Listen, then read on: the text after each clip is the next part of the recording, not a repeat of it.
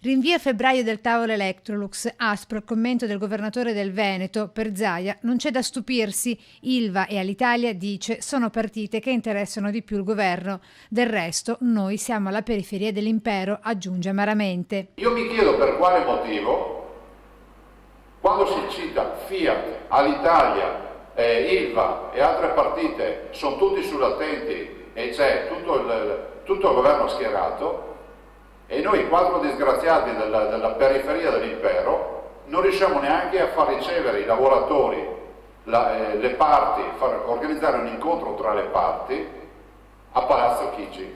1600 dipendenti che rischiano di restare a casa senza un lavoro, di questi oltre 600 a Susegana. Stiamo parlando di un governo che dovrebbe trattare Electrolux e questa vicenda come Alitalia, Ilva e altre partite tipo la Fiat che ritengono molto più importanti, ma per noi non lo sono. Electrolux, multinazionale per Zaia letteralmente snobbata dal governo. Mi spiace, sottolinea aspramente. Ho avuto ragione io, il tavolo a Palazzo Chigi non c'è, il 20 gennaio non c'è il tavolo e mi spiace anche perché sono passati più di 2 mesi, forse 2 mesi e mezzo, stiamo parlando di lavoratori che rischiano di perdere il loro posto di lavoro,